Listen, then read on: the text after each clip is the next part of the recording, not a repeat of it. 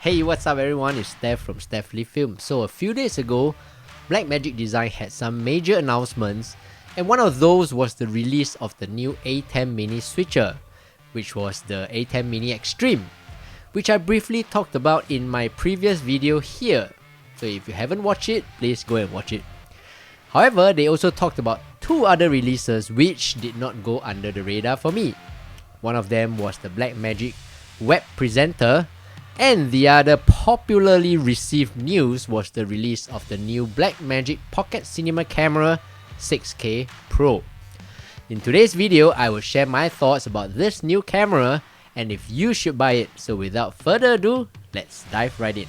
For those who are viewing my channel for the first time, welcome. My name is Steph and I'm a full-time photographer and videographer based in Singapore.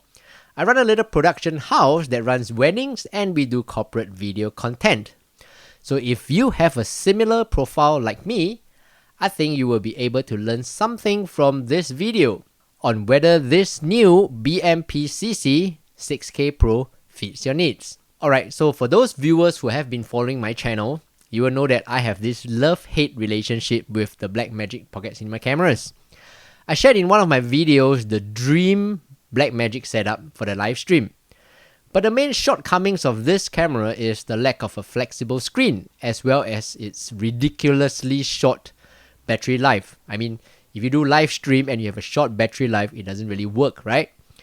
While I wait for the camera to arrive, in today's video, I will address the main features, the main new features and selling points of the camera, which are the following: camera body, a new touchscreen, a tilt screen, lens compatibility, built-in ND filters, 13 stops of dynamic range, dual gain ISO, generation 5 color science, optional viewfinder, the 4 built-in microphones, and of course the battery, and at the end, summary. Well, it's easy to skip to the summary to hear my thoughts, but as in all my videos, I talk about each point with relevance to my experience as a practicing videographer. They may give you brand new top-of-the-line features, but do they improve my production quality or capability? Does the increase in price or the purchase of a new camera result in a better output? So first, the camera body. I've never been a real fan of the BMP-CC camera bodies as it feels a little too longish to hold during my shoot or film. Maybe I have small hands, but something more squarish I feel will provide a better control and balance during filming. That said, the new Pocket 6K Pro is now taller in height compared to the Pocket 6K, which kind of makes it more squarish now, but it became bigger as a result. So your call on this. The new 5-inch LCD monitor display features 1500 nits of brightness, which is pretty ideal for use in bright sunlight. So many of my video shoots are done under the hot sun, so be it for weddings or commercials or short films. So many times, especially during noon where the sun directly hits the screen, it's actually pretty hard to see what's on the screen. So either you can use an LCD hood or shade, or you simply go into the shade. Pretty good feature, but brighter means more battery eating, right? Thirdly, tilt screen. Wow, this alone is worth hundreds of dollars. Especially as a wedding videographer, I often have to take low angle shots that require me to fully prone on the floor, or if I have a tilt screen or flip screen, that would save me from a lot of embarrassment from passerbys. So this kind of reminds me a little bit of a handphone maker that starts with the letter A, where I remember the day they introduced folders into the system and all the fanboys were like, whoa. But all the Android users were like, welcome to the future. So in a way, back to this BMP-CC 6K Pro, the tilt screen is what I consider almost a staple for filmmaking. Anyway, better late than never, so well done on this, Blackmagic Design. Lenses. A quick one on this. The Pocket 6K Pro, like the previous Pocket 6K, takes EF lenses, which means you have access to a huge range of lenses. The 4K, however, takes in micro four thirds lenses, so with both the 6K and the 4K, you can pretty much use any camera lens out there in the market. Built-in ND filters, wow. If you do videography, you will know that ND filters are one of our essential, in fact, I will name it top 3 accessories to have in your pocket. Actually, many cameras already have the built-in ND filters. And for those who don't, we usually put a manual ND filter over the lenses when it gets too bright to shoot. Quick explanation for those who don't understand the need for ND filters, especially when doing videos.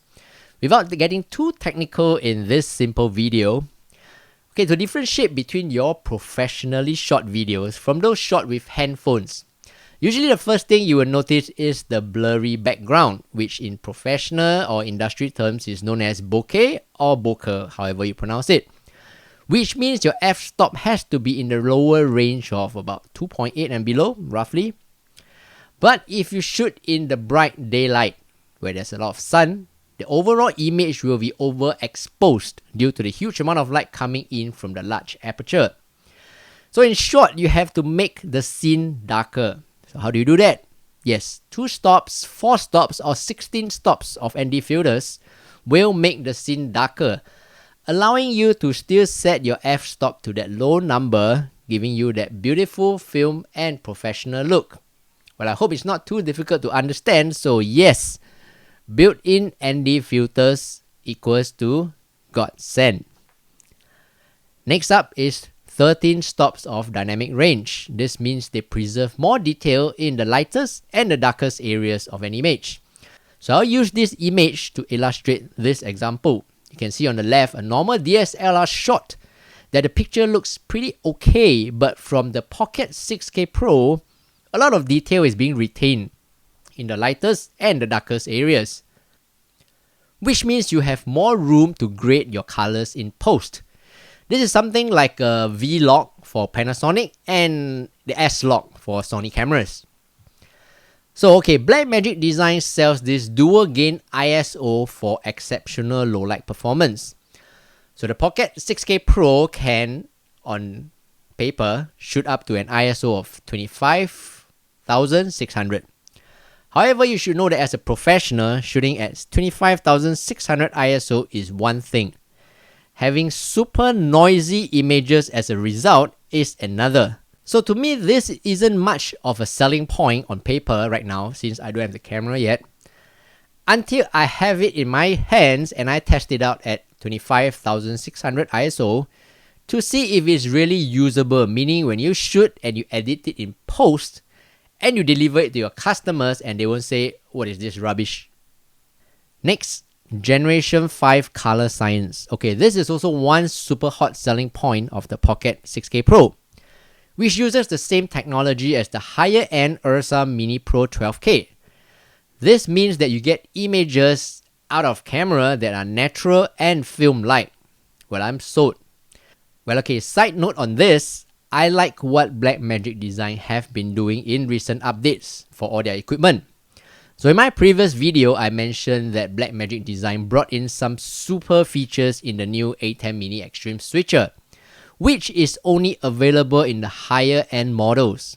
Well, the A10 Mini Extreme is not cheap, but it is still considered a lower to mid-end entry-level switcher. But the fact that they are investing and putting these high-end features like the Gen 5 color science for the Pocket 6K Pro, honestly, I'm impressed because someone up there at Blackmagic Design is making some really cool decisions for us end users.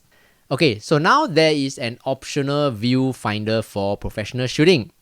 So you get an integrated high quality 1280x960 color OLED display viewfinder with 4 different eye cups.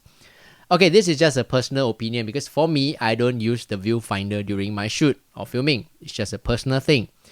For me, I get giddy looking into an EVF and I prefer to look at the screen or an external view monitor. So with regard to this point, there's nothing much for me to get excited about. Next up, sound. Wow.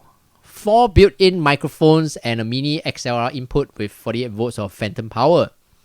Wow, I'm excited. I've always said for filmmaking, you would rather have good sound and bad image rather than bad sound and good image. Well, of course, if you have both, that's the best. But as we all know, the onboard microphone and sound on cameras are so bad, you always need to have a dedicated separate sound recorder. So if what they say is true, then you can directly connect microphones to the camera body, and then if it produces good enough sound, then I'm sold again. Think of the many hours spent on sound engineering when you have everything in one file output. We are down to our last point, battery. So the 4K and 6K models use the LPE6 batteries, while the new 6K Pro uses the larger NPF 570 batteries, the Sony ones. This means you can now run a longer shoot before your batteries go flat. Hooray! But wait! Remember the brighter camera screen which I talked about earlier? Doesn't that eat more battery juice? So officially on Blackmagic Design's website, they say the new NPF batteries give you approximately 15 minutes extra shooting time. However, the good thing now is that they have an optional battery grip that holds 2 extra batteries and you can shoot for up to 3 hours. To me, this is not optional but necessary. What good is a camera if the battery doesn't last? So there you have it.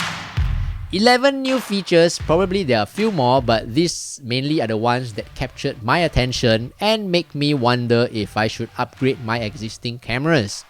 As you all know, I use the Panasonic GH5 a lot now, but while I ponder about that, I hope by now with these 11 points, you would have a clearer picture of if this camera is for you. Of course, I forgot to mention the price. So the new Pocket 6K Pro retails for $2,495 while the older 6K retailed for slightly less than $2,000, and the 4K at a lower $1,295. So the difference between the 6K models, the Pro and the normal ones, are $500. So is the new 6K Pro worth the extra $500? Purely from an unbiased comparison between the models, the two models, I would say yes. And for something that costs $2,500, some of the features of the 6K Pro are pretty awesome for your filmmaking needs. But there's always a but, right? But there are still some features that I'd like to see improved in future models. Again, namely a better battery life and a flip screen instead of a tilt screen. But again, this is just my personal opinion from my everyday use of video cameras. But $2,500 is really a good price for such a camera.